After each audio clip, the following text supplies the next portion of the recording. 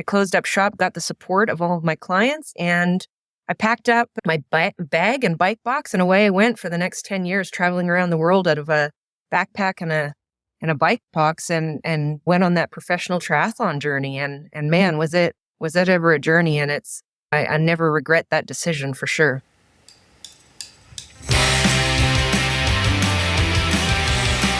Hello, and welcome to the March 8th, 2024 edition of the TriDoc Podcast. I'm your host, Jeff Sankoff, the TriDoc, an emergency physician, triathlon coach, and multiple Ironman finisher, coming to you from beautiful, sunny Denver, Colorado. If you've been listening to this podcast for any length of time, then you know that the whole reason that it exists is to bring you measured and even-handed reviews of the science behind the claims that are being made by various manufacturers or supporters of all manners of device, supplements, and all the other stuff that is aggressively advertised to triathletes and endurance athletes, promising to help them train, race, or recover better than they would be able to without them. A little over 3 years ago, in February of 2021, in episode 59, we're now at episode 140, I did exactly such a review when I looked at the merits of continuous glucose monitoring. This was a technology that was just getting off the ground for non-diabetics, and the main player in the world of athletics at that time was a startup called Super Sapiens, who would have had you believe that knowing your glucose level on a minute-by-minute basis was the key to unlocking your performance as an endurance athlete. At that time, my assessment was pretty simple. If you had a functioning pancreas, Super Sapiens was not offering you anything that you really needed or didn't already know. My overall feeling was pretty much just because you can measure something doesn't mean that you should. And it certainly doesn't mean that it is worth measuring or that it will be a useful metric to know. Over the subsequent years, I watched with some dismay as more and more people bought into the hype that Super Sapiens and other copycat manufacturers that came out after it were selling.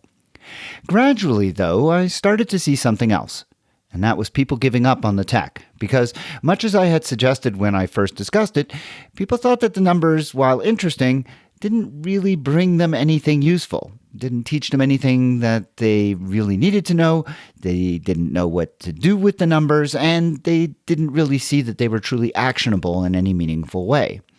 And so it came as no surprise, to me anyways, when last week, when Super Sapiens announced, without nearly as much fanfare as when they came onto the scene 3 years ago, that they were going out of business and closing up shop. Ostensibly, the reasons given for this decision was that the company just couldn't overcome the regulatory hurdles that was keeping them out of the North American market. That was something that they saw as a necessary move for them to achieve sustainable and long-lasting growth.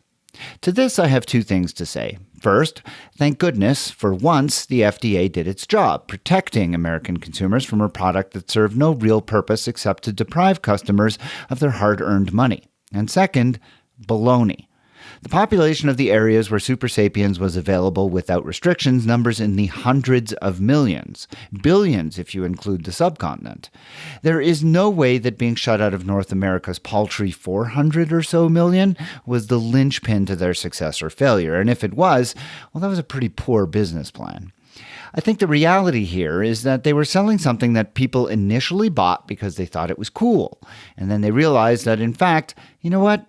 Wasn't really worth the amount of money they were spending, because just like I said 3 years ago, the product simply was not providing them with anything that they really needed or could even act upon. Now, Super Sapiens isn't the only product that I have reviewed over the years that has been relegated to the dust heap of snake oil type innovations in tech. Does anyone out there remember, or is anyone using the GO2 or the AeroFit? How about the core temperature sensor? That one might still have some adherence. The point is, a lot of these things start out as ideas that are maybe only partially thought out. And in the absence of any great evidence that they work in the real world, well, hey, it doesn't hurt to get these things out there and see what the market will bear. There's a lot of pressure to find the thing that will help you maximize your potential based on the time that you have available to dedicate to yourself. And these companies know that. My advice is always the same. There are no shortcuts. And if any of these things ever come close to delivering on the kinds of results that they are promising, well, you won't need the slick advertisements to hear about it. Being an early adopter is really only a ticket to being the fastest to lose your money. So do the smart thing. Invest in yourself with the time that you have. Keep your money in your pocket until you know for sure that something is worth your investment. And if you want to be even more certain about something, send your questions to me so that we can look into the science and give you the answer that you want and need without bias. In the meantime, so long to Super Sapiens. You won't be missed, by me anyways. On the show today, the medical mailbag looks to answer a question from a listener who got wind of a new product coming down the pike. Alex in North Carolina wrote in to inquire about some advertising that he has seen about a new supplement called Plasmaide. What is it, and how is it supposed to work? And more importantly, is there any evidence to support the claims of its makers? Coach Juliet Hockman and I dig in deep, coming up in just a couple of minutes. Later, I am joined by Coach Marilyn Chychota. Marilyn is a former professional triathlete, a triathlon coach, and a co-host of the 99% podcast, and brings a really interesting background with her to the sport, as well as some fascinating perspectives on life and endurance sport. I know that you will enjoy the conversation, and that's coming up a little later on. And if all of that is not enough and you would like to hear even more of me and potentially even see my mug, for those of you who are signed up for the 70.3 in Coeur d'Alene this June, Ironman is going to be putting on a Lunch and Learn webinar next Wednesday, all about mastering that course. And that's going to be at noon Pacific on the 13th of March. And it's going to be hosted by none other than me. I'll be talking about the course, race logistics, and more. So if you or anyone you know could benefit from that, use the link in this episode's show notes to sign up for that, and be sure to tune in. Before I get going on the rest of the show, I want to take my customary moment to thank all of my Patreon supporters of this podcast who have decided that for about the price of a cup of coffee per month, they could sign up to support this program and in so doing, get access to bonus interviews and other segments that come out about every month or so. Those bonus episodes are available on a private feed for all of my subscribers.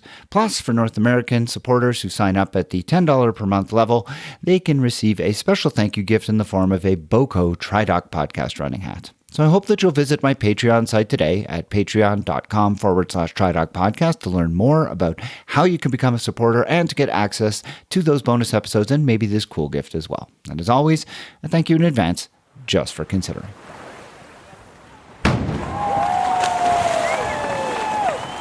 It's time again for the medical mailbag, that segment on the TriDoc podcast where I'm joined by my friend and colleague Juliet Hockman, another life sport coach, and we are going to answer a listener question that is somehow tied to health and fitness and, of course, the world of triathlon. Juliet, welcome back once again.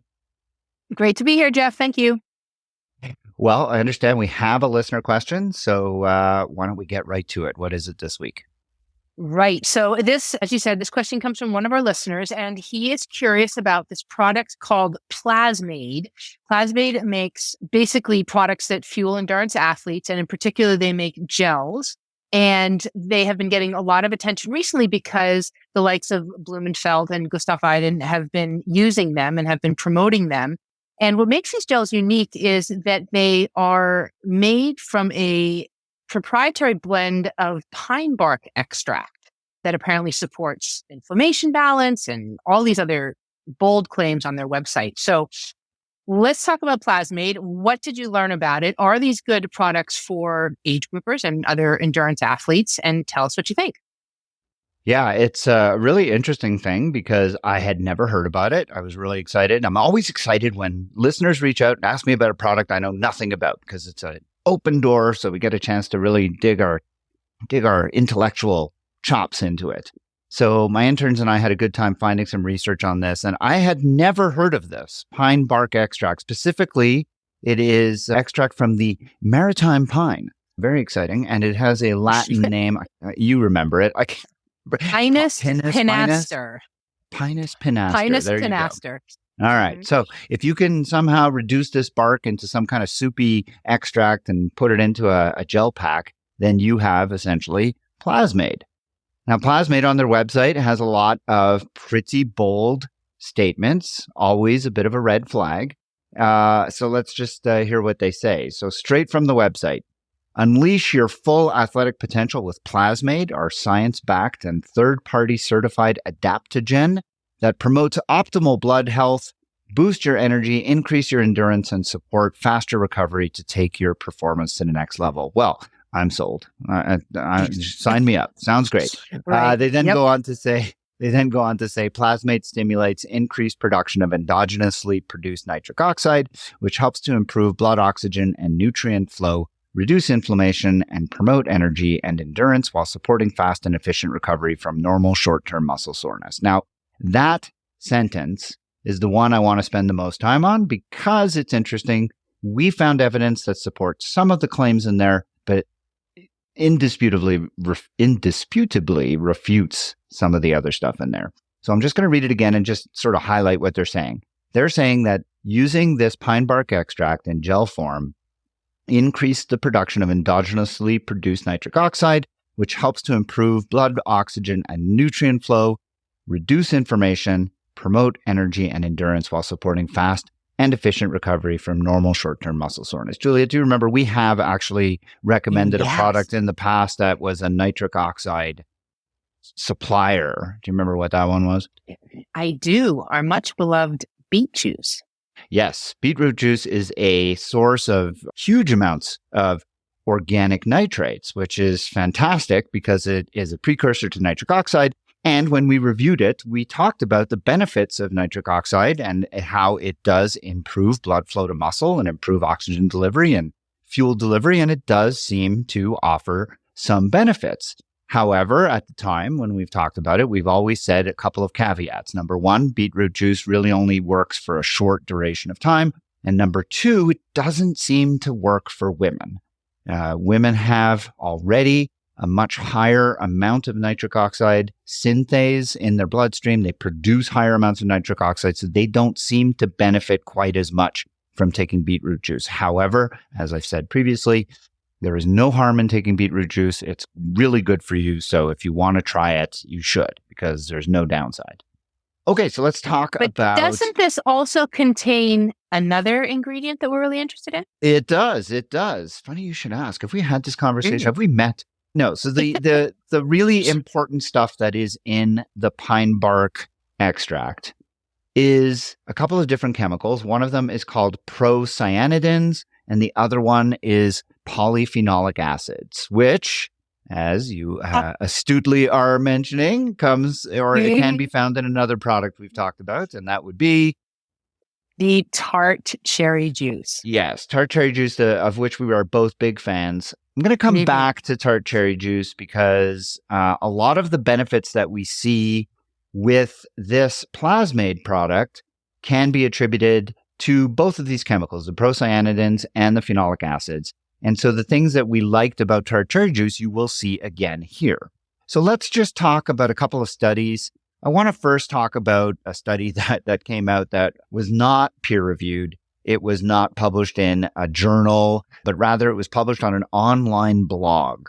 So this is something that one of my interns found. I have to applaud him for it because I don't know how he came up with it. But this product in Plasmaide is found under another name. It's the same thing. It's the extract of the same tree, but it's called pycnogenol, which is Pycnogenol, and it's a registered trademark of a company in France. And they make this a similar kind of thing. And they did this study where they took 140 non-athletes and they randomized them into two groups. They put them into like a control group, or they put them into a group that was getting this extract, and they had them do these push-ups, sit-ups, and running exercises for 8 weeks. And they had a second group of athletes that they studied where they were looking specifically at triathletes, so very relevant to us. And they had them do a 750-meter swim, 20K bike, and a 5K run. So basically a sprint triathlon. They had 80 amateur triathletes, 40 men, 40 women. They actually had them do this triathlon 10 times in 30 days, which is very impressive. Yeah, wow.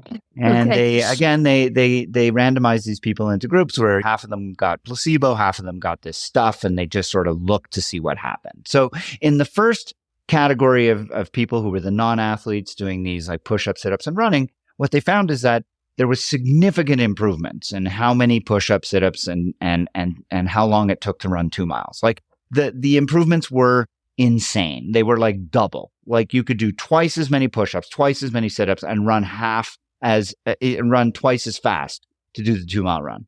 Does that sound too good to be true? It did to me.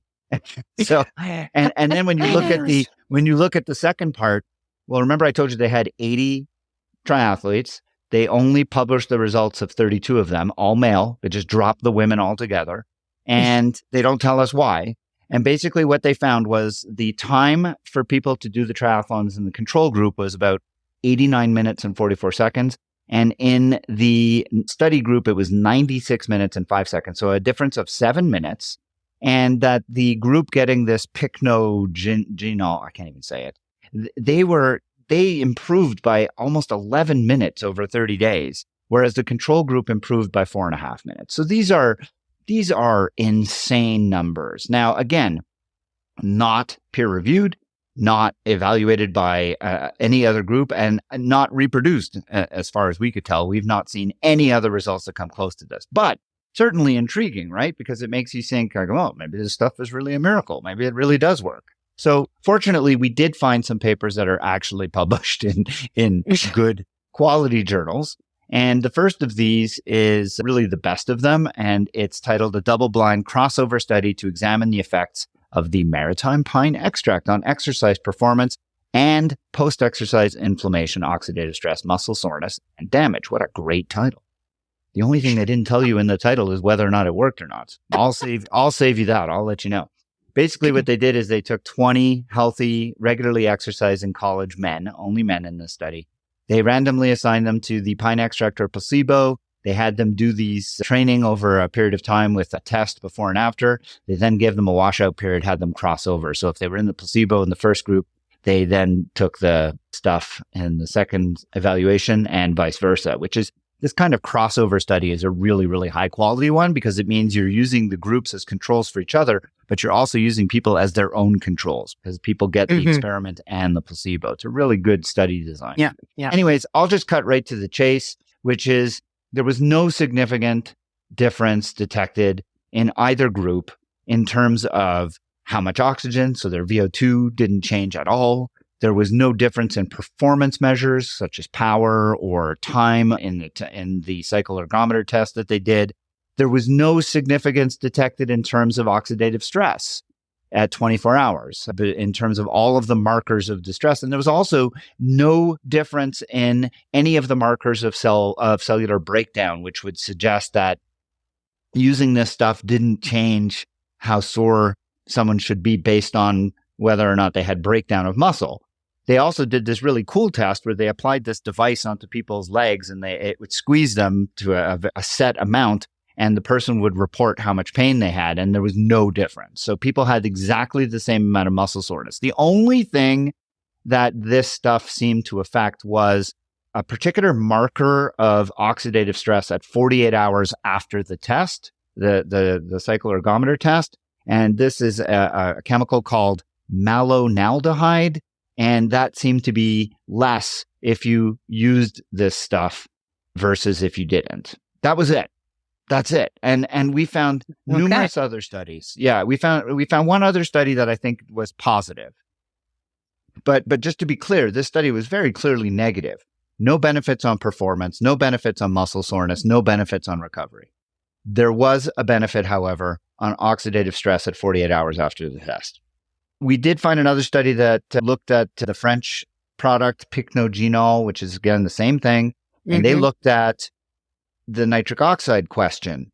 And they found evidence that yes, taking this stuff does increase endogenous nitric oxide and does improve blood flow to your cells.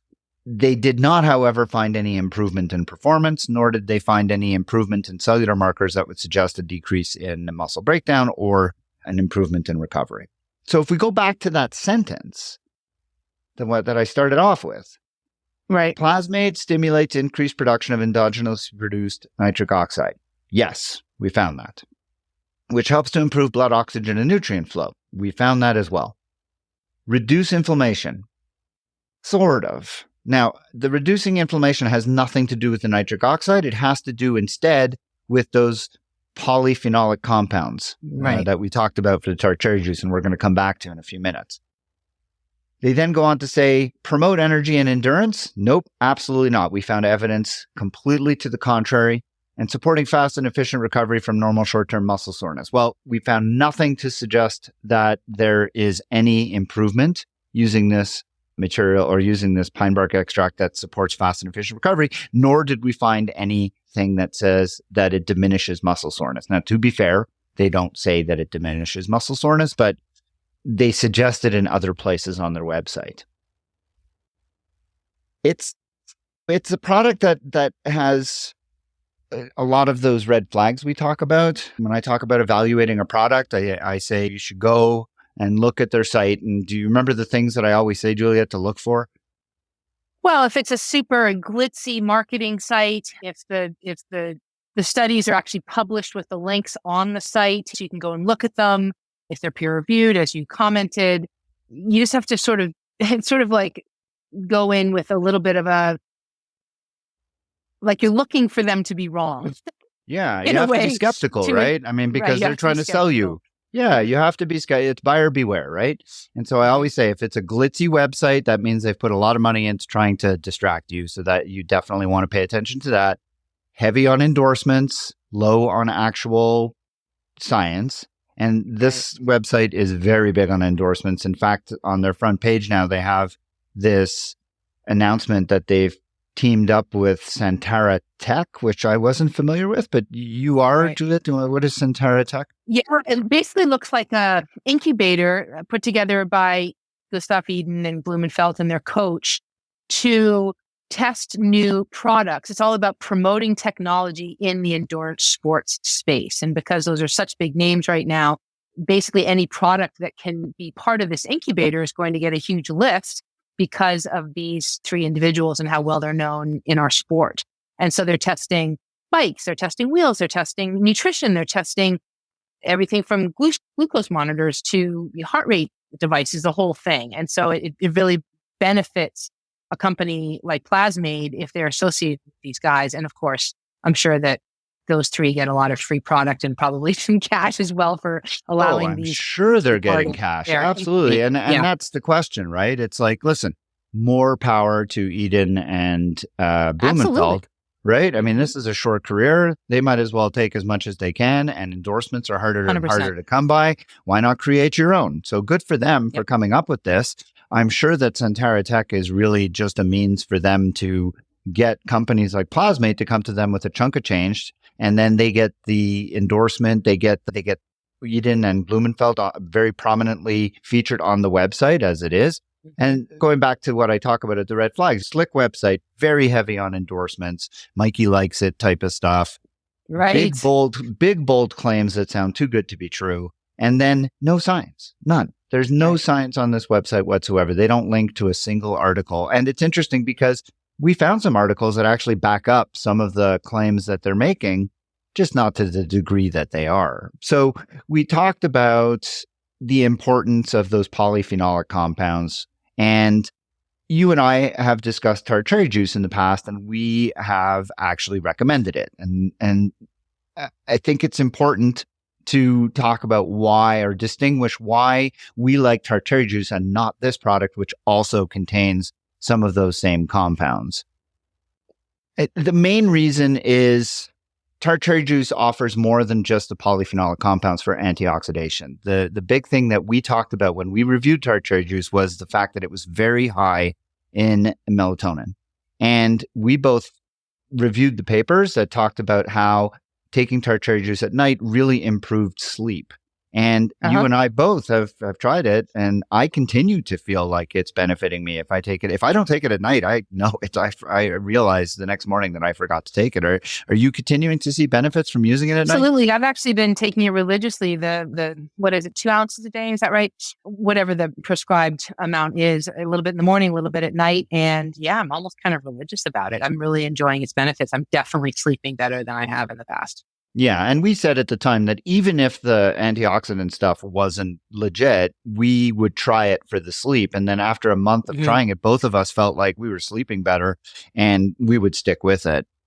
I take, like you said, the 2 ounces. I take an ounce in the morning and an ounce at night before bedtime. And I have enjoyed it. I also like the taste. And the big difference between this stuff and the Plasmaide is the cost. So, right? And here's the other thing. Well, let's hold on the cost thing because it is remarkable, but I'm also just looking at the Plasmaide as a replacement. Even if you put all of the other supposed benefits aside and you're saying, oh, I'm going to use one of these Plasmaide gels just to fuel my workouts, it's only 26 calories. I mean, it's not even, most gels, as we know, are 100, 110, between 90 and 110 calories per serving, right? It's got 26. So if it doesn't do all of the other things that it says it does, it's not even a good source of ride fuel at the end of the day. Right. Yeah. Well, it's meant to be taken like 30 to 60 minutes before a workout and then 30 to 60 minutes after workouts. You're supposed to be using 2 of these gel packs per workout. And that's where the cost really becomes a big deal. So tart cherry juice, I just re-upped. I got a 32 ounce bottle. It was like $20. So I'm paying about 60 cents, maybe 65 or 70 cents an ounce. So like $1.50 a day, let's say. These gel packs are $23. They are something like 36 or 35 Australian dollars. That doesn't include shipping. Right. They're $23 for 8 packs.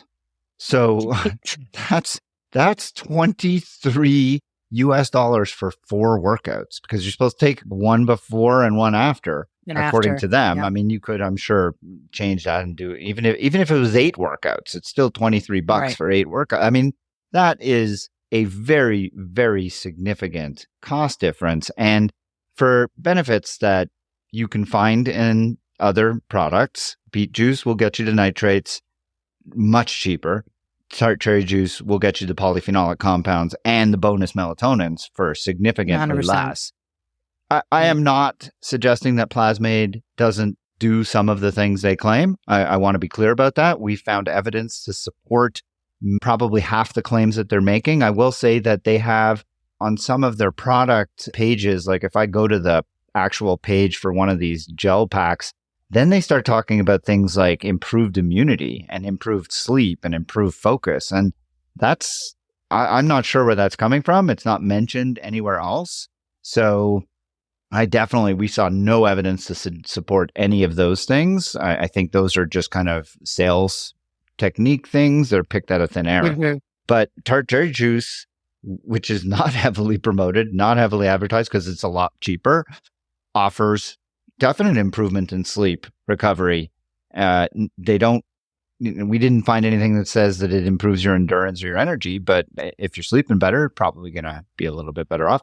And again, like I said, you want to combine beetroot juice with tart cherry juice. I think you're going to come out way ahead of using the Plasmaide, which is significantly more expensive. And there doesn't seem to be evidence that supports a lot of the claims that they're making. But, tart cherry juice and beetroot juice so far don't have the heavyweights of Gustav Iden and Christian Blumenfeld just yet.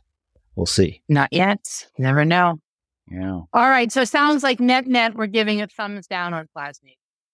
Well, I want to be careful not to this product is certainly better than a lot of the other products we've talked about because there is the pine bark extract is interesting.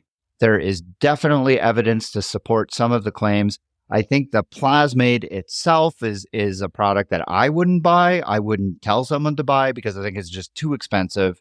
But does it do some of the things that they say it can do? Yeah, there's definitely research to say that. But I think based on the price and based on the fact that you can get the same chemicals in other forms with other things even better, like with the melatonins that you find with tart cherry juice, I would not say to go out and get this stuff. But I don't want to give it a definitive thumbs down because, like I said, there definitely is some intriguing evidence about this compound that suggests that it could actually work. And if somebody were to hand you one of these to try, I don't think you could go wrong, but I wouldn't become a customer myself. Right. Got it. Okay. So with if you've got a limited number of resources, you can find the same ingredients elsewhere for less money. Yeah. So, and probably a little tastier too. And more environmentally friendly because it won't have all these little gel packs that you got to dispose of. And honestly, I like the flavor of the tart cherry juice. So I'm going to stick with that. Keep coming back to it, right? Sounds good. Well, Yep. Juliet, it's been another interesting conversation. Thanks for bringing that question to us. If you have a question for this segment on the podcast, the medical mailbag, I hope that you will send it to us. You can drop me an email at tri_doc@icloud.com, or you can join the private Facebook group on that platform for the TriDoc podcast. Just search TriDoc podcast, answer the 3 very easy questions. I will grant you admittance. You can ask your question there or just join the conversation. Until the next time, Juliet, thank you once again. I look forward to our next conversation. Take care. We'll see you soon. Thanks so much, Jeff. That was great.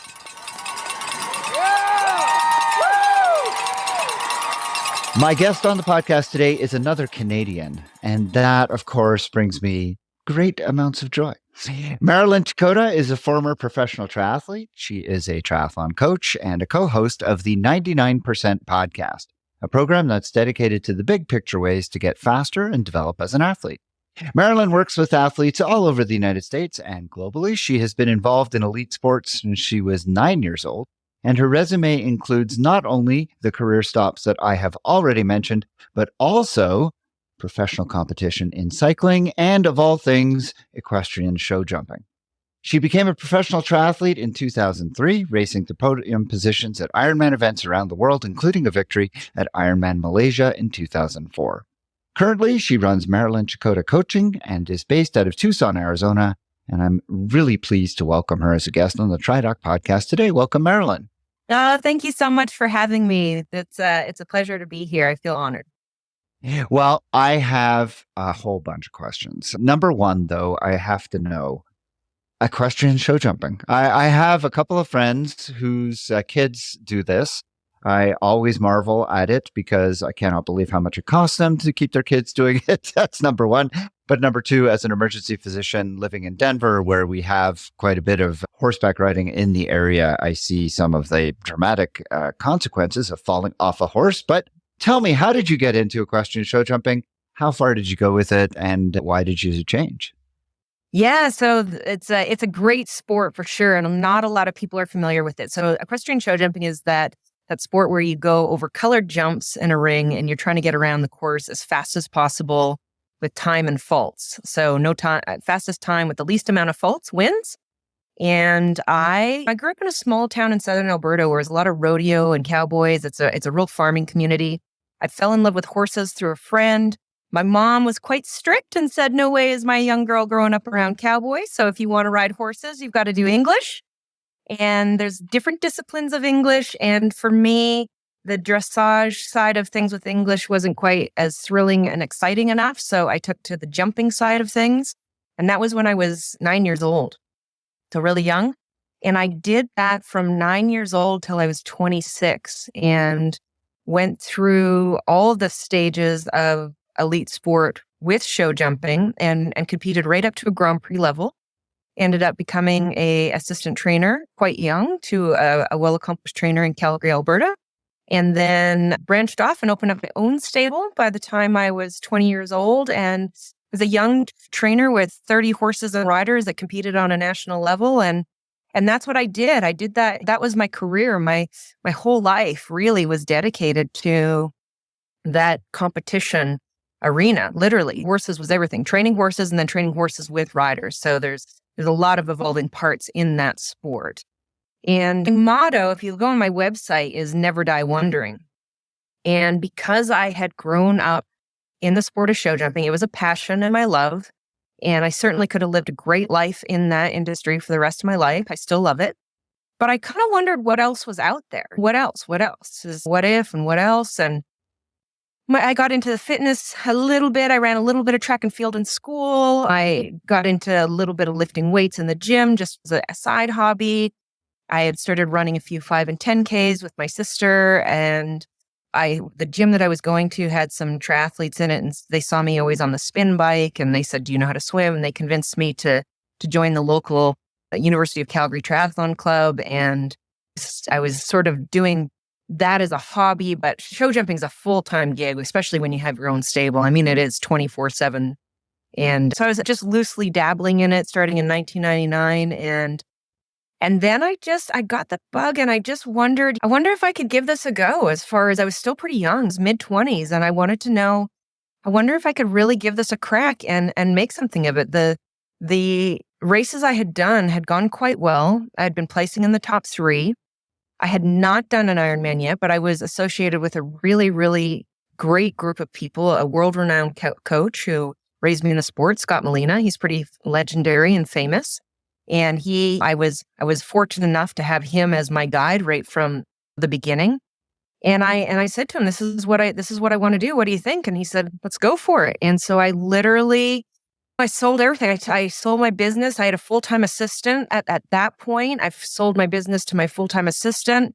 The clients that I had that were maybe a little above her skill level, I sent back to my old trainer.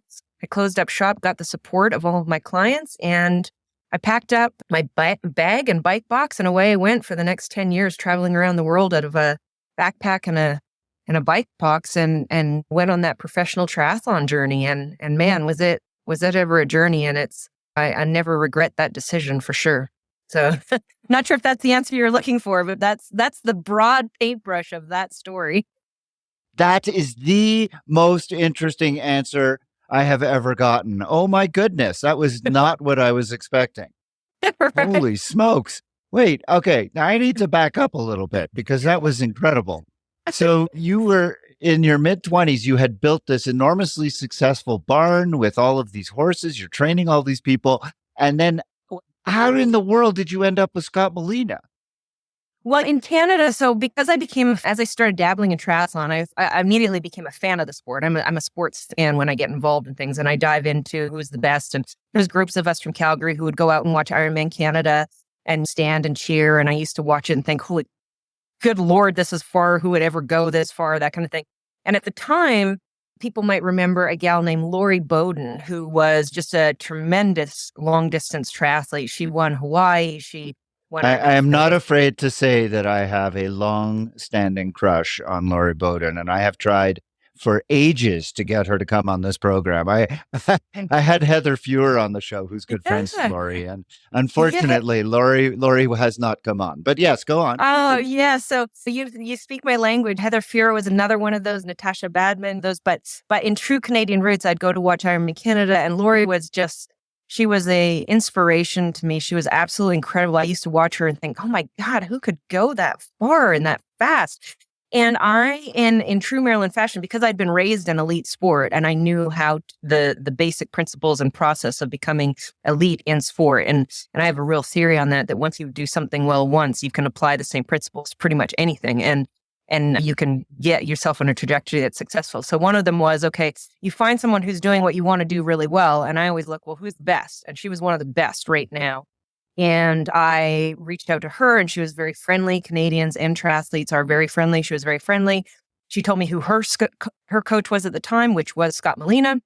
And I reached out to him.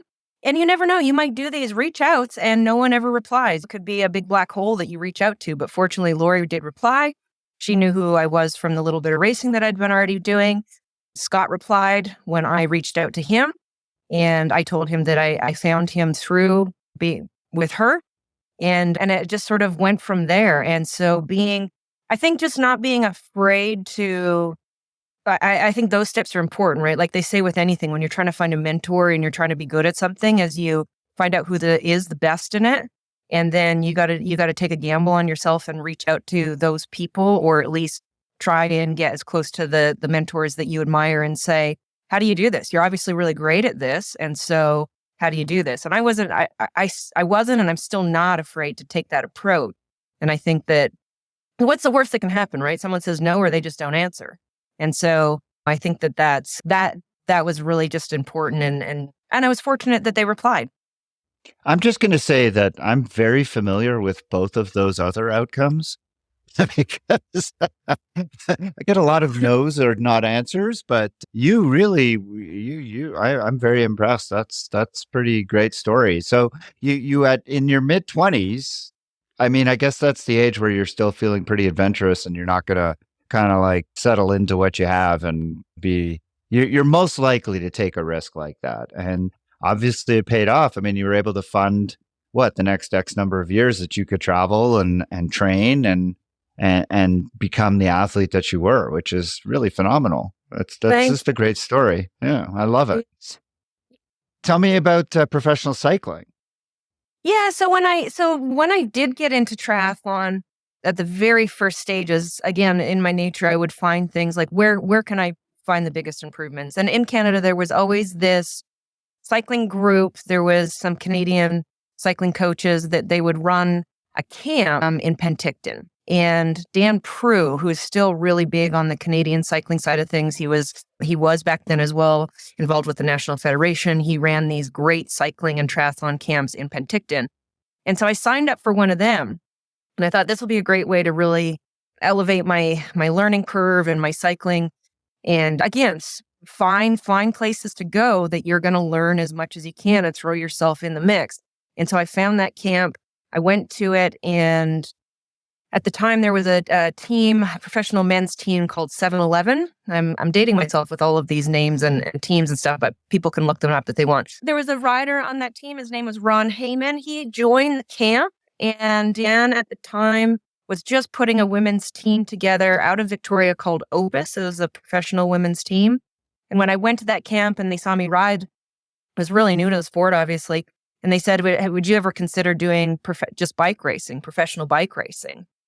And I said, well, sure. I mean, I didn't really know what it was, to be honest. I was like, yeah, sure. I guess so. And so they took a little gamble on me, and they put me on that women's Opus team, took me to California to help develop me, teach me the skills, put me in races.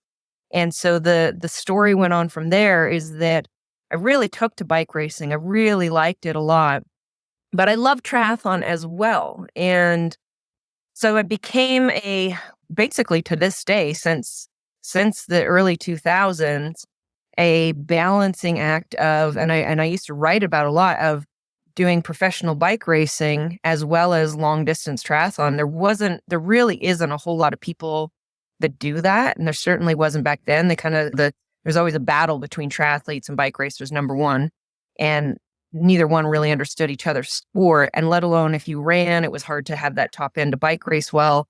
If you were just the two sports, they said just couldn't intertwine with one another in so many levels. And I made it work. I was never going to be someone who won any of the great big bike races because I did long distance triathlon, and that's where my bread and butter was. I was placing in the top 3 in all my Ironmans and half Ironmans for a number of years. That was my bread and butter and where my focus was. But I could do all the big women's bike races on the national road calendar through the US as well in Australia and New Zealand. And I could be a good worker on the team. I could be a player in the mix. On a state level, I certainly could win criteriums, time trials, and win races on a state level. And then on a national and world level, I could be a good worker and just in the mix and be a contributing person on the team. So I loved both of them.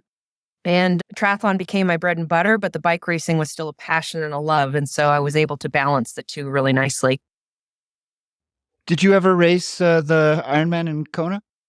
Oh, yeah. Yep. Yeah, I did that. I did it a couple of times. I did it once as a professional, and my swim was my Achilles heel. I really struggled on the swim. And with Scott, his main thing is when you race professionally, you needed to be making a living. And so you needed to make professional choices as far as what was going to give you the biggest paycheck.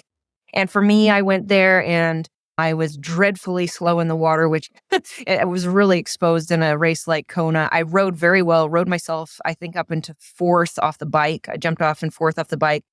I stayed in the top 10 all the way until I came out of the energy lab and then just exploded out there. And I don't remember even what I placed in the 20th or something. And we basically decided as the team, coach athlete team, that it wasn't worth me racing Kona until I could get my swim in a place that I could truly be competitive for that top 10. I was better off to go do a later season race like Ironman Western Australia or Ironman Canada or one of the later season Ironmans where I knew I could potentially win or be top 3. And when you're doing it for a living, that's where all the prize money was, all the sponsor bonuses were. And so that financially as a professional was the right choice for me. So I never did go back to Kona again because my swim never did get to the point where it was competitive enough. And then the sport did what sport's supposed to do. It got faster and faster. So, which is great. That's what you want to see. And so that never became part of my long-term story as far as Kona went. Everything went fine until the energy lab. I seem to recall that being a very similar sentiment that I had, as well as many others that I know. So Right. not Oh my alone. God. I fizzle faded out there and I've been fizzle fade. All right, let's fast forward a little bit. Tell me about Marilyn Chychota coaching. And I love your logo. So you definitely have to spend a little time telling me the story of your logo, because it's not just the logo that I love, but it's the fact that it's got a story.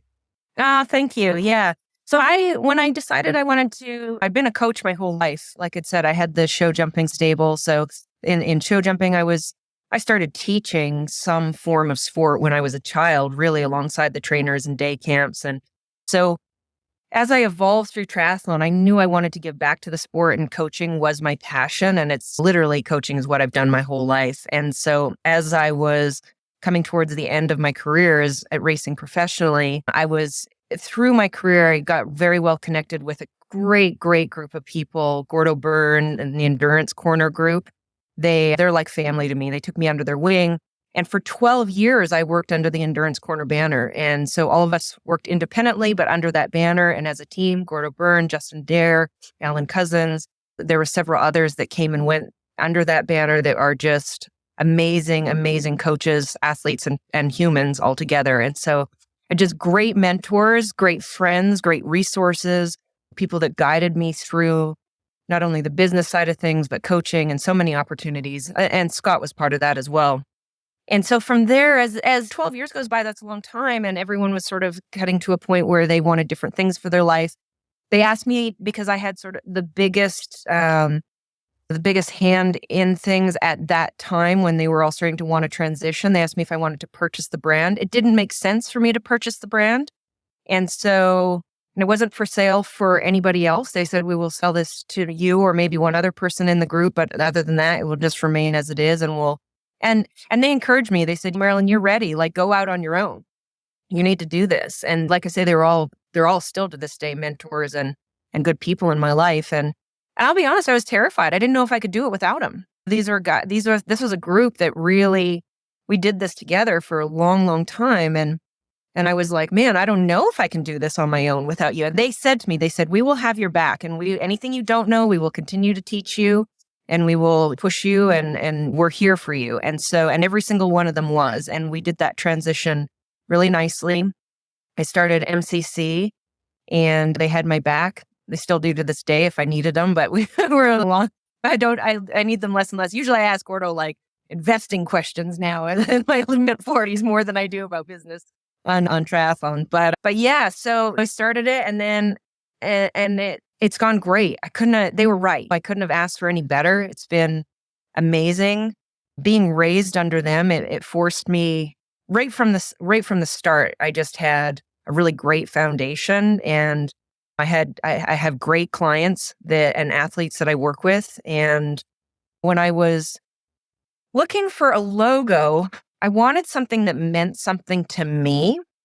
And how that came about, it's funny. It was like 2:00 in the morning. I don't know. It was like one of those all-nighter stressors where you're working away like crazy. And I was plugging in a whole bunch of words into Google that meant something to me, that represented either me as a person, my life, my story, different things like that. And as I was plugging it in, images were popping up. And the one image that popped up was the AF fern. So if you put in AF fern and you Google that, and it's on my site as well, it comes up with a little description of what the AF fern means. And I read it and I went, that's it. That's me. That's my group. That's what we represent. We represent a team, a tribe of people that endure and outlast. And if you read through it, it's just, it just hit home. And I sent it to a designer, and they made the logo, and I was like, yep, that's it. That's what I want. So. That's great. I love that story. And you've now been going for a little while. I've spoken to many people who've been to your excellent camps that you put on every spring. I gather that one's coming up. You usually do that in March, I think, right? It's actually coming up, not this weekend, but next weekend. It's last week of February, first week of March. And again, this Tucson, so I, again, started doing camps with Endurance Corner way back. I mean, I've been doing camps since I started the sport, but I started this Tucson camp as part of it with the Endurance Corner. I inherited the camp from Endurance Corner and then have kept it running. So this will be 17 years in a row that this camp has been going. And I brought on, I never wanted to do it alone. This isn't a project that I want to do alone. So as the Endurance Corner people they retired from wanting to do this anymore, I brought in Jesse Vondrachak, and him and I, that's who I do the 99% podcast with. We do a lot of work projects together. So we do the camp together. We do the podcast together. And yeah, it's always the last week of February, first week of March. Big, big week. We have so much fun. I have people that have been coming to this camp for almost every single one, and they develop friendships that last a lifetime. Like some of them, they've been friends for over 10 years from coming to the camps, and they just have a blast. We train hard, we play hard, we have a lot of fun. It's really, really a great week. They stay connected all year. They meet up at races. Even last year, you mentioned one of the people that you have talked to who knew me, Benny. She was at our camp last year, and she's just got slotted right into the family. She's friends with a handful of the camp athletes that have come for years and years in a row, and they met up at every race, and they would send photos, and I just love that. It's just like we have a group WhatsApp, and usually after events, if you have a group WhatsApp, the WhatsApp dies after a while and just closes. And this one's still active. It's still going. We're already into the next year's camp, and that one's still active from last year. So it's special. It's something that I really love doing, and feel lucky to have these people come back every year for it. That's for sure. That's awesome. I understand you had some personal adversity last fall. And this is something that a lot of triathletes deal with from time to time. Fortunately, not to quite the dramatic fashion that you did, but as you will hear in a moment when Marilyn tells her story. But many of us as triathletes, we go through injuries. And when we do, it's really difficult to allow ourselves the time and the grace to heal before we start getting back to things. So would you tell us what happened to you last fall, and tell us how you have managed to deal with the how tough it is mentally when you can't train, and then how you've come back? So you're referring to the crash that I had, correct? Yes, I am. So that was just 9 weeks ago. Holy smokes. I thought Yeah. it was further back than that. Okay. Well, tell us how you've managed over the last 9 weeks. I know. So that's the part. The reason I wanted to say that is because this is a really important part of this story, is that as athletes, we recover so differently than what other people might expect. And everybody's going to recover a little different. So I was on a group ride. First of all, I wasn't doing anything that I don't do every single weekend. I haven't done for the last over 20 years. Doing a group ride. It's a safe group of riders. It's a competitive group ride here in Tucson. Was doing the same things that I do every weekend. I'm kind of a sprinter. Pardon me, on the bikes. There's a really fast sprint on this group ride where there's a real fast downhill, and then it flattens out. And so afterwards, of course, I looked at my Garmin to see how fast we're going, and we're going 45 miles an hour, which is a pretty common speed to be going after that downhill and as you're leading out for that sprint. And I was in the lead out train, and just the last thing I remember seeing is someone coming in from the left, and they bumped me. And when they bumped me, we started bumping back and forth. They're a little bit bigger guy. We're going very fast. And so that combination of things, I just went flying. I don't really remember anything after the person coming in from the left. I just remember bump, bump, bump. And then, waking up, you kind of wake up on the road. And I thought I was fine. I don't know if it's just we're trained to assume that we're fine. And some of us everybody's different on how they handle those kinds of things. I have been falling, like you said, you're an ER doctor. I've been falling off horses since I've been 9 years old. I've crashed off bikes a lot, bike racing. So it's not something that freaked me out. It's not my nature anyways. I don't really get sort of dramatic and freaked out very easily anyways, good or bad. I don't know. That sometimes works for you and sometimes it works against you. So I thought it was fine. I literally just caught an Uber home. In the Uber, I realized things were really bad, that I wasn't good. And by the time I got home, I was in pretty bad shape as far as I could breathe out, but I couldn't breathe in. And I was in so much pain, I could basically just stand in one spot. Called some friends. They took me to the ER. When they took me in the ER, they did an x-ray and they wanted to go crazy with everything, all kinds of scans. Of course, they hear 45-mile-an-hour crash on a bike. They wanted to scan everything, head, neck, internal, like everything. This is where a lot of lessons were learned is I said, no, hold up. Like insurance in the US, those kinds of things. I was like, I think I just have a couple broken ribs. I'm okay. Like, and they're giving you IV pain meds. And so I have quite a high pain tolerance already. I'm not really feeling much. Said, I'm okay. You can't see my face, but I'm making the face of an emergency physician who's hearing this story and going, oh no, don't get the scans. And I didn't. So I went home and an x-ray doesn't tell a whole story. And especially, I don't think it was a good x-ray.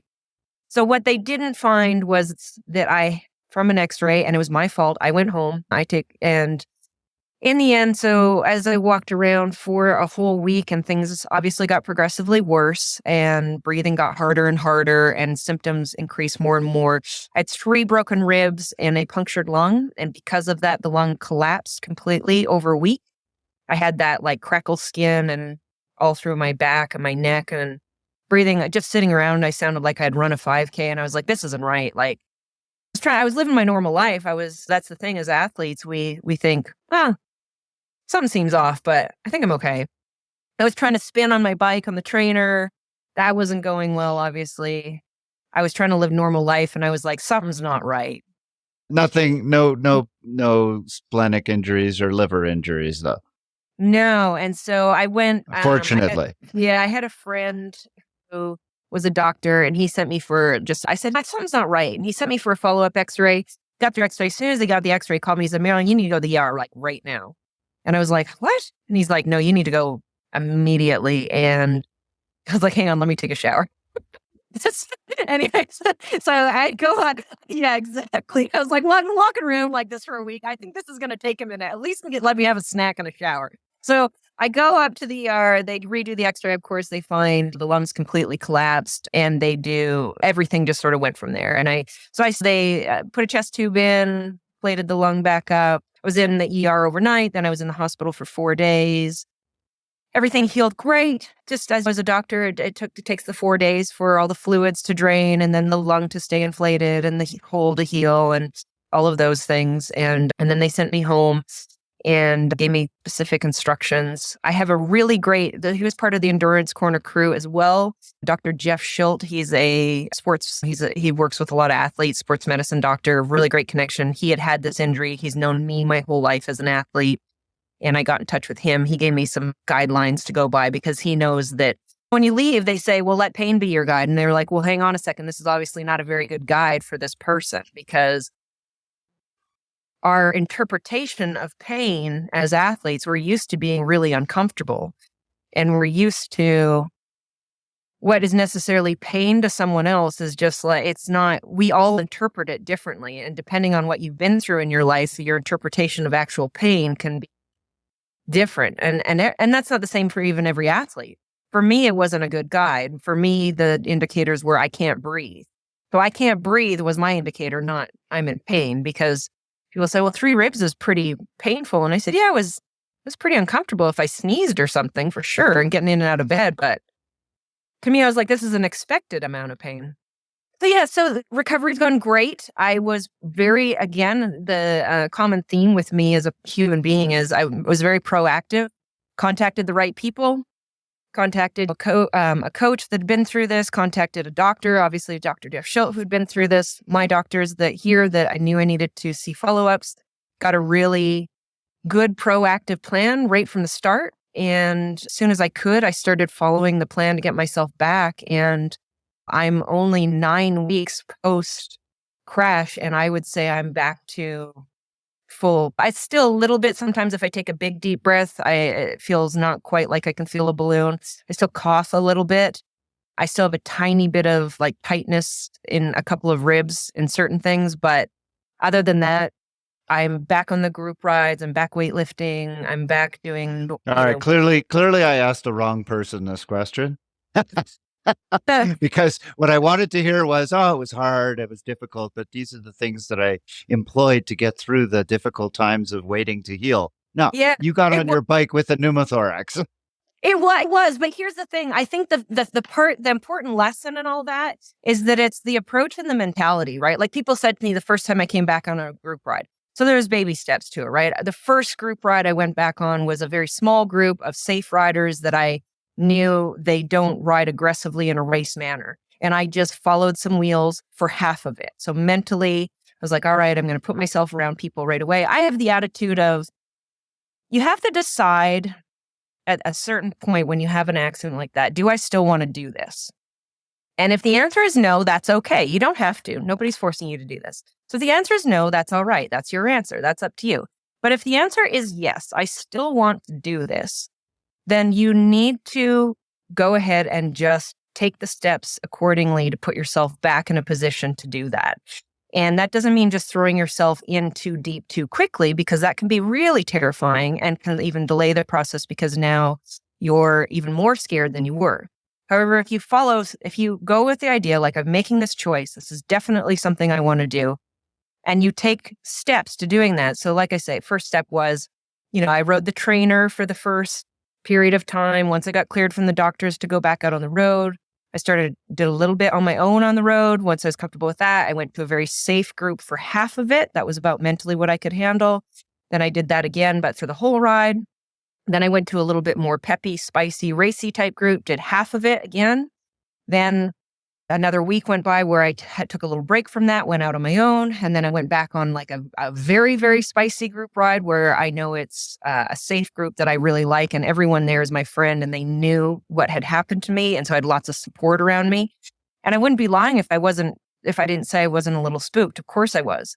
But every time I felt that tension or felt a little nervous, I made sure I was around people that I knew what I had been through, and they were very kind to me. And I just said, follow the wheel in front of you, look ahead, stay relaxed, and got myself through it. And then you just build time and repetition with that confidence and those baby steps of being around that. And then the more success you have on that, then all of a sudden you realize you're relaxed again and you're like, okay, I'm back to myself again. I still feel a little spooked if I see bikes moving around, especially from the left, but I will relax into it and say like, you're okay, and just look forward and ahead. And so I think, yeah, it's hard for sure. There's no doubt. It's not like, oh, you're just like this wave a magic wand person who doesn't go through all that. Of course. And physically, was it uncomfortable? Of course. I mean, when you're in pain and you also take a little bit of time off, you take steps backwards in your fitness. That's hard mentally.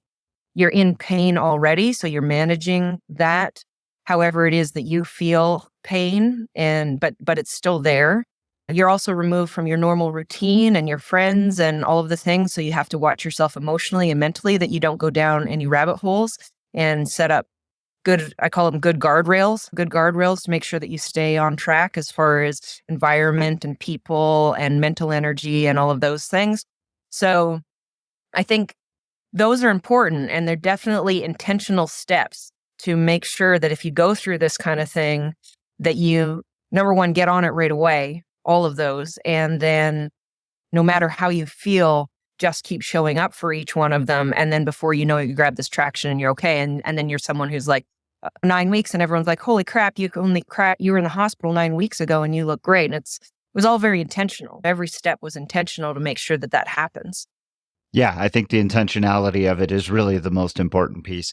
With the last couple of minutes that we have, I'd love to hear a little bit about the 99% podcast. Tell us about it. Tell us what people can expect to hear when they start listening. Yeah, I would love it. Thank you for that. So you can find all the episodes we've done so far. If you go to my site, mcc.coach, go to podcast, you can find a lot of interviews that I've done there, as well as all of our 99%. You can also find the 99% on all of the streams. So you can find it there. Like I said, my good friend and business partner, as far as we do projects together, Jesse Vonderchak, he came to me with this idea. So he's the lead on that project. I'm the lead on the camps. He's the lead on the podcast. He came to me and said, hey, I have this idea. I would love for you to be a part of it. I know that we work really well together. And I love the idea of people in our industry connecting and sharing ideas and supporting one another and having those conversations. The coaching world can be a bit of a lonely world, and it doesn't need to be. It's a profession where we can support each other and we can all help each other grow and continue to learn from one another and not feel like it's competition. Jesse and I have a great working relationship that way in different projects. So he came to me with this. He said, this is my idea. I'd like yourself and another coach named Elliot Bassett to be a part of it. And so we just started it and we committed to the first year. Our commitment was we'll do 2 episodes. At first it was we need to do an episode a week, every single week for a full year. And then we realized that that probably wasn't going to be our audience that frequently. So we went to bi-weekly and after a full year, but we committed the full year. And then we've just gained traction and episodes since then. And we really just to get together and talk about all the different aspects of training and triathlon and the things that really matter as far as like you could take a broad paintbrush and make yourself better as a triathlete and have important coaching conversations. We'll often, when we're, coming up with ideas, think, okay, as 2 coaches, what are the 2 biggest conversations we keep having right now with athletes? Let's talk about that so other people and our athletes can learn off of this. And hopefully people listen to it and they can take that either they're not coached and forward in their training, but also the athletes that we train, that they get a deeper insight to some of the things that we tell them or want to talk to them about, that they learn a little bit off of it. So I just feel like those are important conversations to have out there. All right, that's great. Well, I will have links to all of Marilyn's different places you could find her website, the podcast, and everything else that'll be in the show notes. Marilyn Chychota, I can't thank you enough for joining me on the podcast today. This has been a great conversation. I really enjoyed it. Congratulations on your super comeback. Very, very quick. And good luck with the camp that's coming up. Awesome. Thanks so much for having me. It was a pleasure.